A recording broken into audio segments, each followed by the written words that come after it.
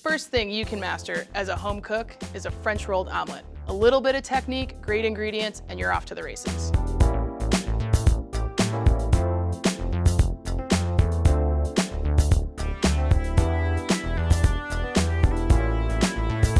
First step for making a French rolled omelet is chopping some herbs.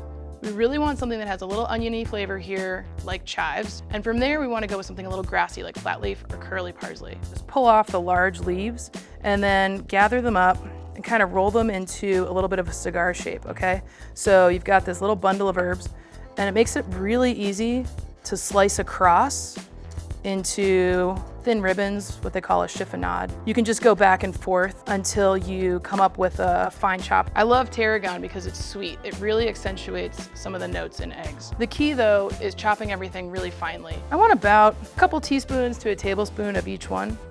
You cannot make a really, really delicious omelet without sourcing super fresh eggs. The only way to crack an egg is on a flat surface.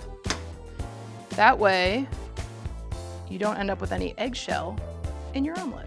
And I'm gonna crack about 3 eggs into this. Next up, we're gonna season our eggs. Now, I like to do this in the bowl rather than in the pan because I think you get really well mixed omelet that way. First up, we're gonna do some salt and pepper. I like to use a healthy pinch. This is where all the seasoning is gonna come from in your omelet, so don't be shy. I'm gonna use about a tablespoon of this mixed Fiends herb combination.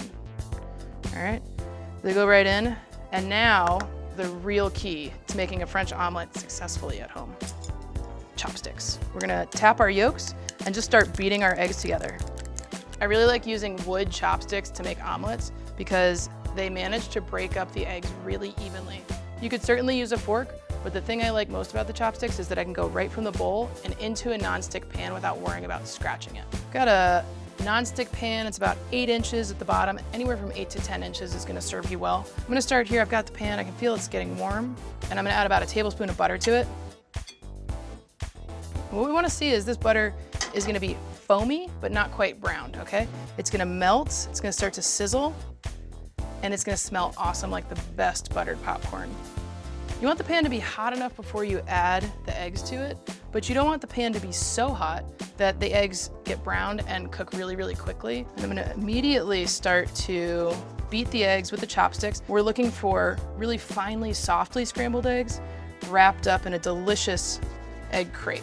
Shake the pan, that'll keep everything moving as well. You can see the eggs are starting to thicken up. So right now is when we're gonna add the cheese. Got a little bit of grated Gruyere cheese here. You could use cheddar, you could use goat cheese. Anything that you like is the way to go. And I'm gonna add that in a line, and we're gonna start to roll.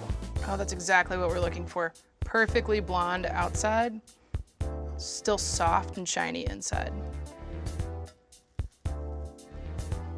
Now, for the dismount.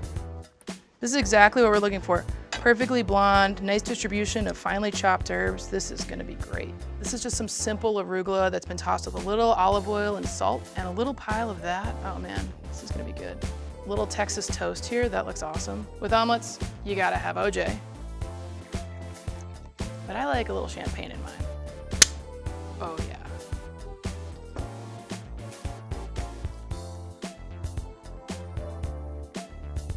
Got a perfectly cooked French rolled omelet with Fiends herbs, a little bit of Gruyere. There's nothing better. You can see that the egg is nicely cooked on the outside, still blonde, really tender, and the inside is still moist and creamy.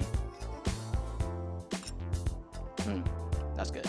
There is nothing better than a French rolled omelet at breakfast, lunch, or dinner. Cheers.